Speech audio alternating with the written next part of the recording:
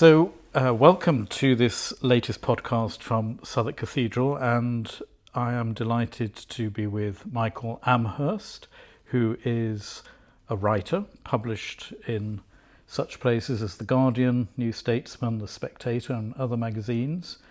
He had a book-length essay, Go the Way Your Blood Beats, which won the 2019 Stonewall Non-Fiction Prize.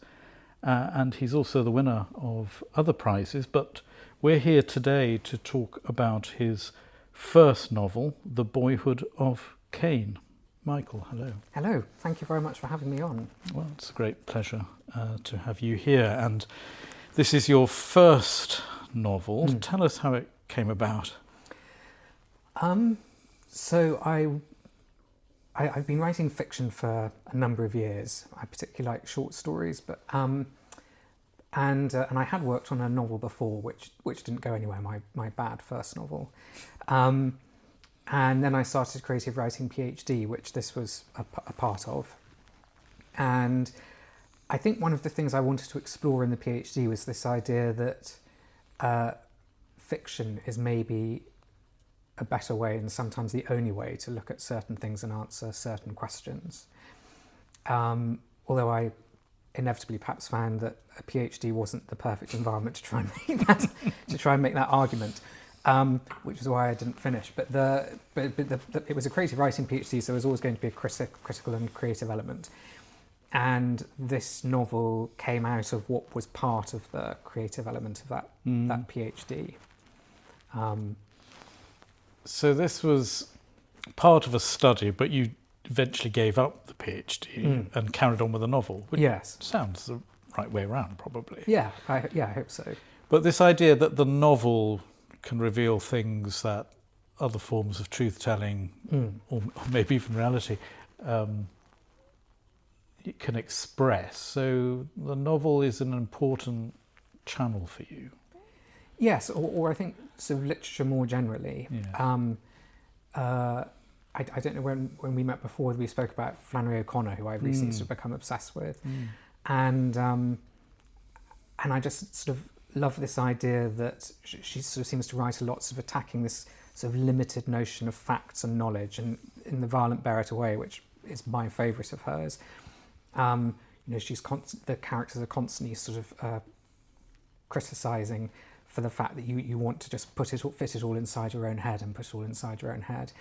And it does really, that sort of idea really speaks to me at the moment, when it feels like the world is becoming obsessed with AI and data and a very limited, specific form of knowing, that it strikes me as actually a very shallow form of knowledge, or it's a very singular form of knowledge.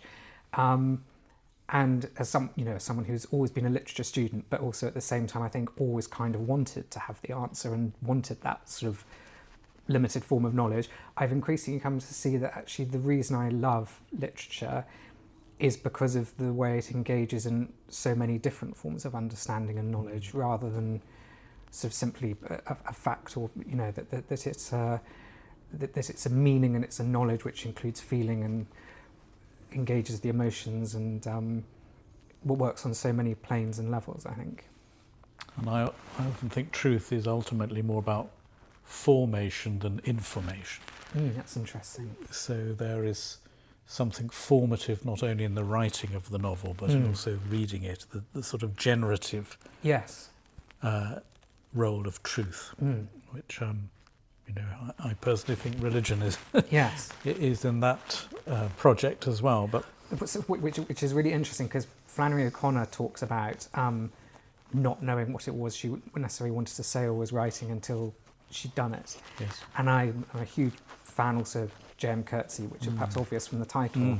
But I love the fact that even though I think and suspect that he would describe himself as a non-believer, or has certainly sort of indicated that in the past, that he also will talk about the fact that we write to know what it is we want to say, or we write to know what it is we actually mean. Yes. And this sort of idea of the process of creating and writing being actually one of revelation and not fact finding, but a finding of meaning, rather than I certainly am not an author who sort of sits down with which unfortunately means that I'm very, very slow, but with a kind of detailed plan in which I will start out and know what's going to happen, because I also think if I knew that, then I probably wouldn't bother. There is something about writing a sermon for me that's really important, not because I think of the end project that people are going to be listening to, but I'm discovering what I believe by writing it. And I'm guessing that sort of Coetzee theme is present for you as you're writing your novel. You are discovering your own thinking. And actually, I mean, it was something I learnt with the book-length essay, in that I started out very much with what I thought was the argument of what I wanted to say, and an idea, and I'd pitched this book. And then as I wrote it, I began to realise that actually what I felt as so certain that I wanted to say, I wasn't so certain about after all. And by the end of the essay, my conclusion, if any, I sort of felt it was an argument almost against argument, certainly in relation to sort of desire and human relationships and things that frankly feel should be beyond argument and reason in that way. Now, we first met because you come to Southwark Cathedral, to Evensong. Yes. And I see you there often. And the book has, well, religious overtones, The Boyhood of Cain. Can you help us as to why that's the title? So I think many reasons. I've long been fascinated by the story of Cain and Abel. I think even as a young child, a part of me sort of intimately identified with Cain in a way that I obviously also found somewhat disturbing. But I think the sort of sense of injustice of Cain's gift being rejected seemingly arbitrarily, as a child, I couldn't get my head around that. And it sort of stayed with me. And my favourite film is Anthony Minghella's The Town to Mr. Ripley. And I love the fact that I've become a real nerd on this film, that Anthony Minghella himself wrote the opening song Lullaby of Cain that's sung by Sinead O'Connor. And I'm not aware that Patricia Highsmith particularly identified Ripley with Cain, but the fact that Minghella made that connection I found really interesting. And this, in the way he does it in that film, this sense of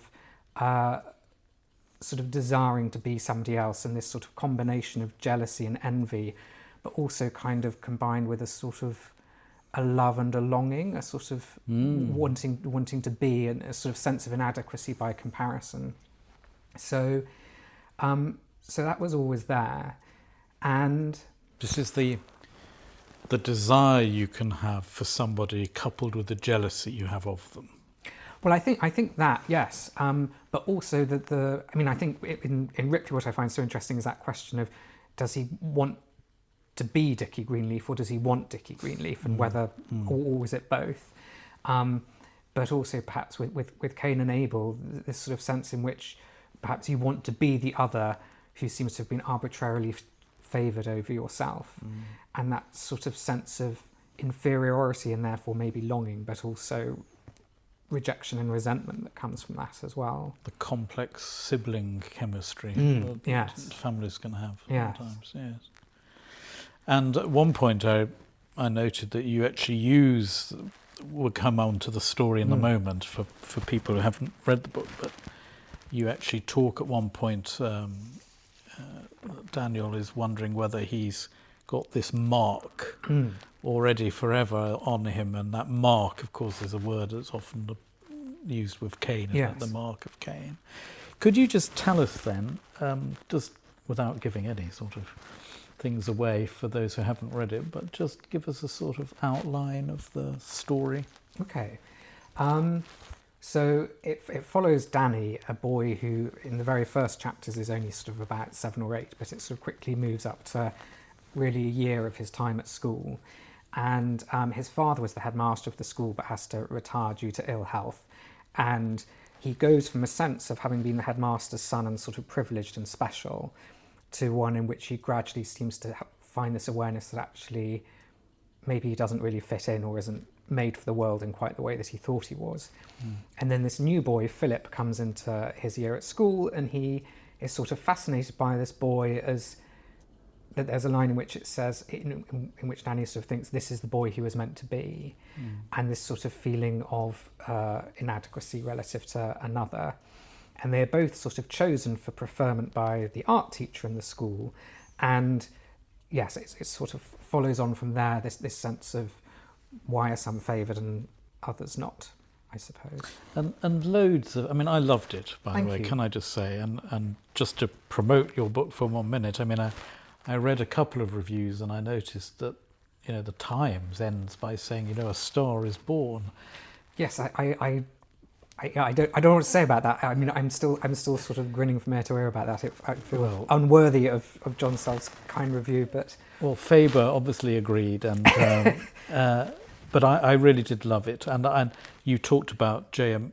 Coetzee, and I think I can sense the love you have for him in it. I don't think you're imitating him in any way, but I can sense some influence, that sort of pared down, sparse language, that the sort of calm language, storytelling about turbulence. Yes. Oh, thank you. Yeah.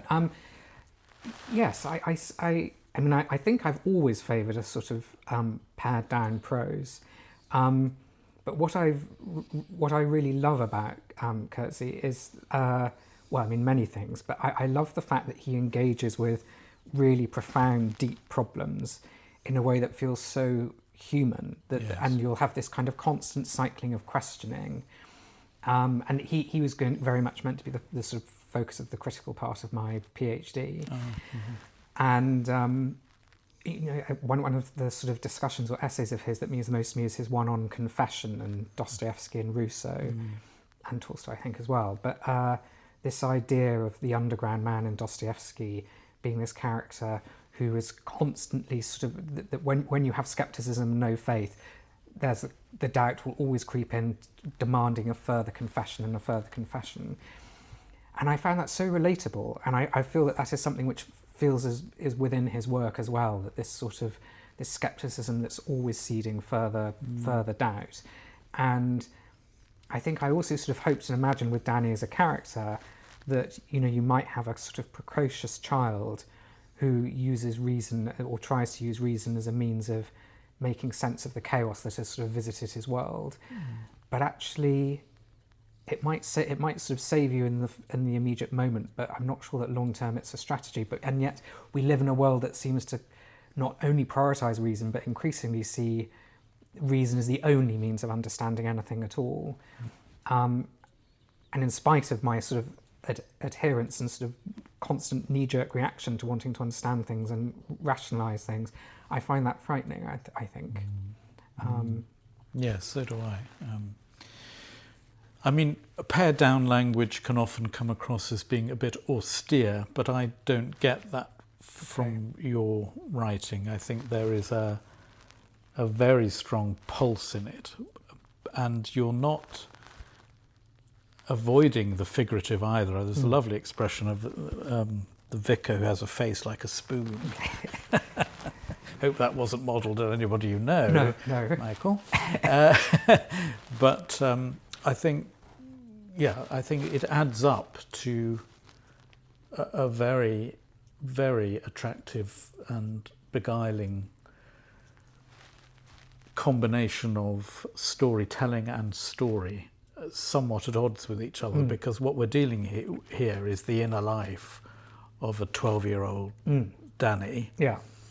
What bemused me a bit in the reviews I read was that people talk about Danny as if, you know, oh, the poor old thing, he's precocious and he's a bit funny and he's full of pride. And I was thinking, wait a minute, we all are. Yeah. You know, you're looking at this person as if he's a 12-year-old, unformed, trying to become the butterfly, and is he going to manage it? But actually, it's all of us. We never feel we've grown up. No.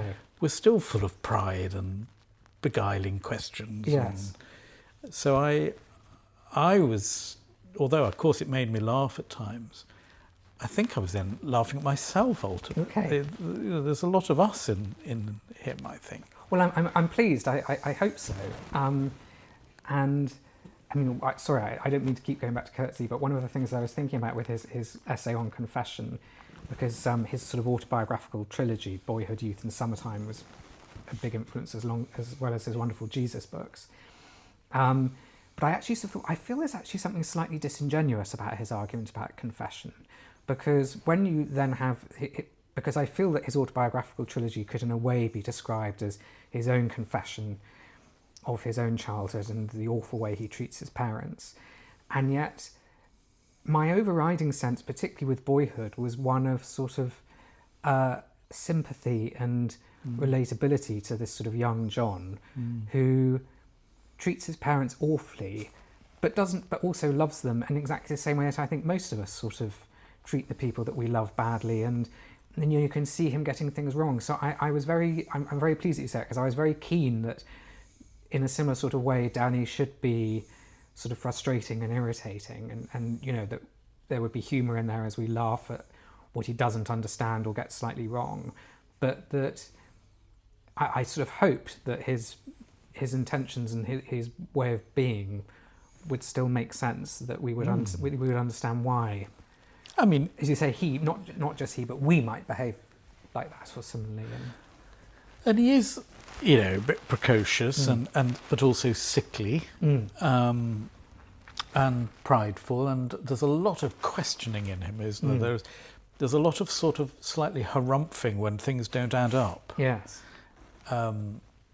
And again, I think that's us, isn't it?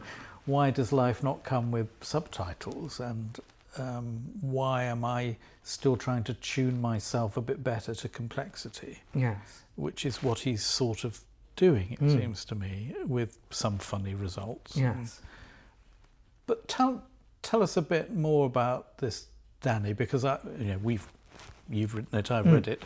Other people here may not have read it. So just tell us a little bit more about Danny and how much of you is in this character.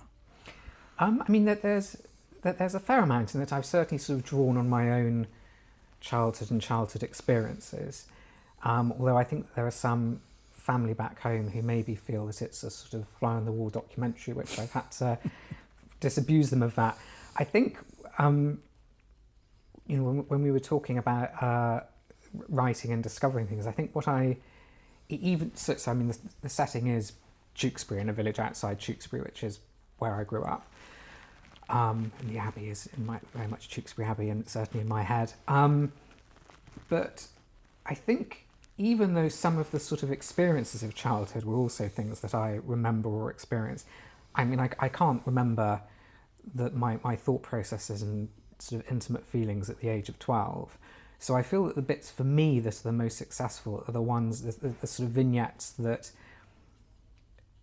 the setting, the family home, the family might sort of have a modicum of truth, but where it has become very much its own thing in a way that has actually felt more real to me than some of the moments where, frankly, out of laziness or sort of creative anxiety, I felt I perhaps had to lean more into autobiography than fictionalising.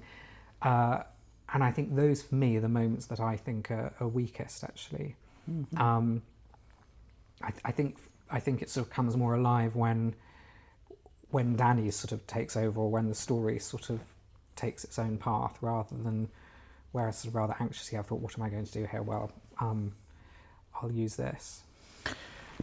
I mean, I hope this is a positive thing to hear from your angle, but as I read it, I kept having those sort of epiphanic moments. Oh my goodness, I remember thinking that when I was that age. Or, that wonderful line that you've got in about, receiving a new exercise book was one of his chief joys. I remember, smelling the new book that we'd been handed, which we were now going to use for English or French or whatever it was, and just the joy of it, and me thinking, now I'm going to, use my neatest writing for this. All that, again and again and again, was brought back to me, things that I had forgotten. It's, in that sense, I think it's a hugely evocative book. Thank you. Yeah, I really do. I think it brings back memories that you've long forgotten. And actually, I hadn't thought of this, but I mean, because I do remember also that getting a new exercise book, and also that sense of injustice that if you did have a smaller, neater handwriting, that you'd have to wait longer than some of your classmates who had really messy, big handwriting before you get a new book. And I hadn't really thought, but I mean, that happens sort of within the first few pages, and already that is his sense of sort of injustice. Yeah. Which, yes, I mean, I'm not sure where to go with that, but his sense of comparing himself with others and that sense of injustice, I think, runs all the way through. I love that. Well, do I love it? I am slightly scared by that question, won't anyone look after me? That's a haunting question that lurks throughout the whole story, it seems to me. But tell me about the other characters, or tell us about the other characters. This art teacher, he's a bit odd. Yes. What's he up to? So I sort of, I mean, I was going to say I only went to school, I'm actually going to have to work it out now, sort of 20, 30 years ago. But I still feel, maybe it was just the schools I went to, but there still was quite a sort of backward attitude towards sort of safeguarding and that kind of thing, in a way that I don't know sort of how much things have changed, or whether things have really just changed over the last 5 or 10 years. But I certainly remember having teachers who, looking back, were deeply inappropriate. But it was just completely normalised because you're a child, you don't know what is normal or abnormal.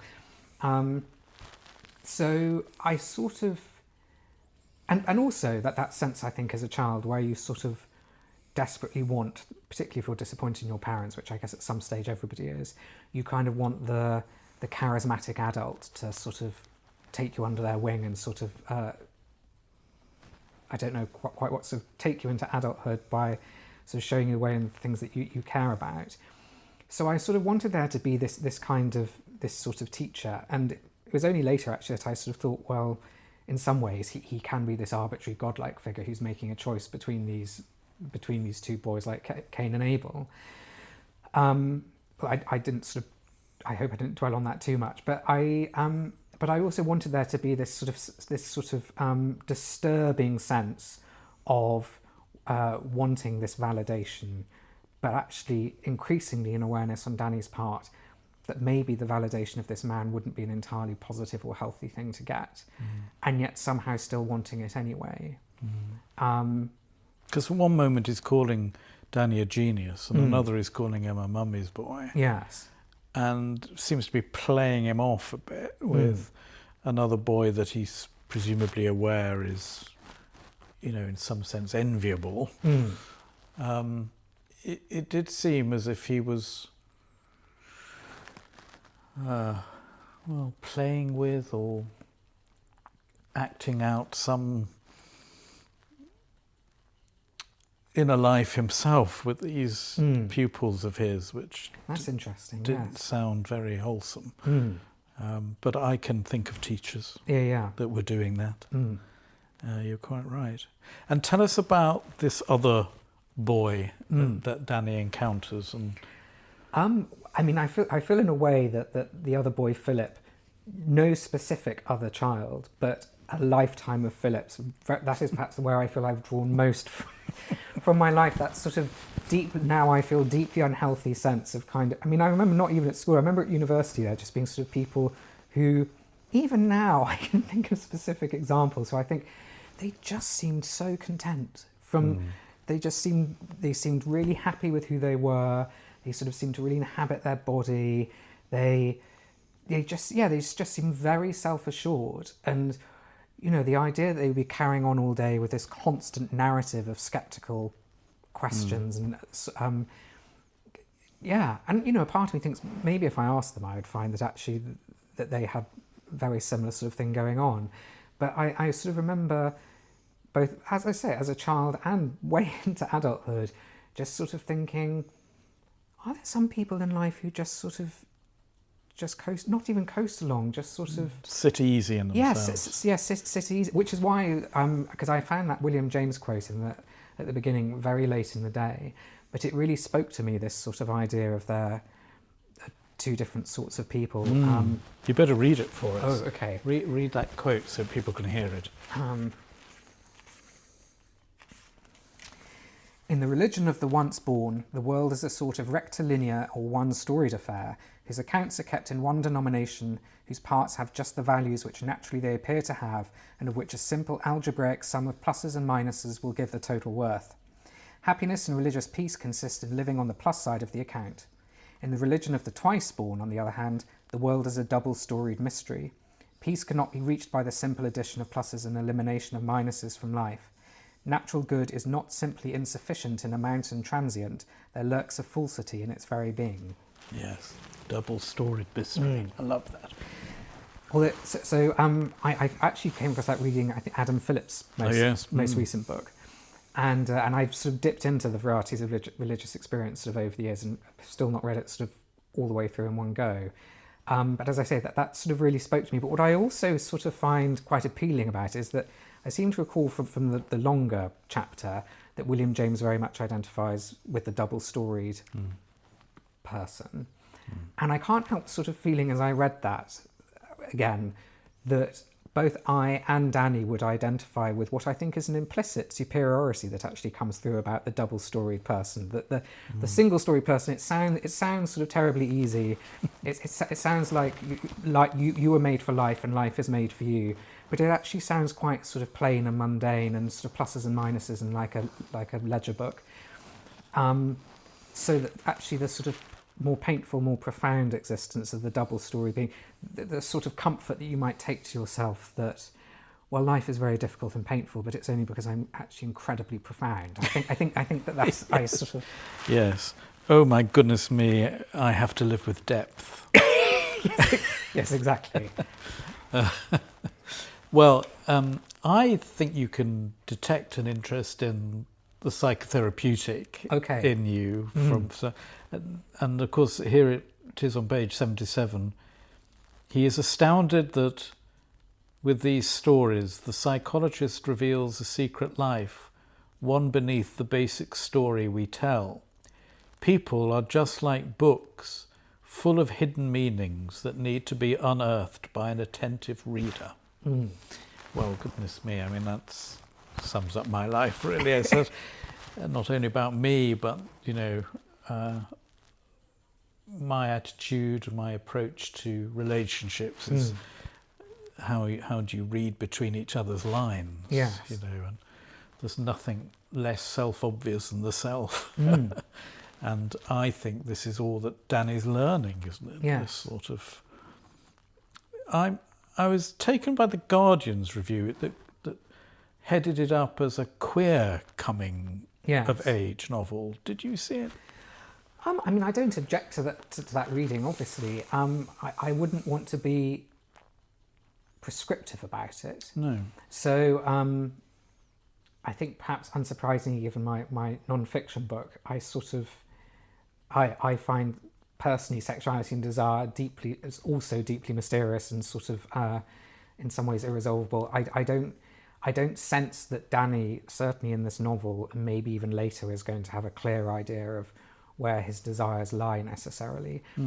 But I do think, going back to Ripley, one of the things I think is interesting is whether perhaps the child who is different, and particularly if, at a young age, you're aware of having interests or sexual desires that are sort of outside of the normal expectation of your classmates, whether that will set you up for a sense of sort of profound difference in a way. So, I mean, I think in that sense, I was thinking of the mark very much as being not necessarily a comment on Danny's sexuality, but a sense in whatever many different ways it could be, his awareness of somehow being marked out as different. Yes, because I mean, obviously there are moments in it where he's observing and desiring or acknowledging beauty. It's not that clear as to how that's going to pan out in life. Neither is the question, I think, which I'm left with at the end, is will this person as an adult be ultimately wounded or wounder? How's this all going to play out? I always laugh because sometimes people say that, religious people are aware of being wounded healers. Yet a lot of them I meet tend to be unhealed wounders. Right, okay.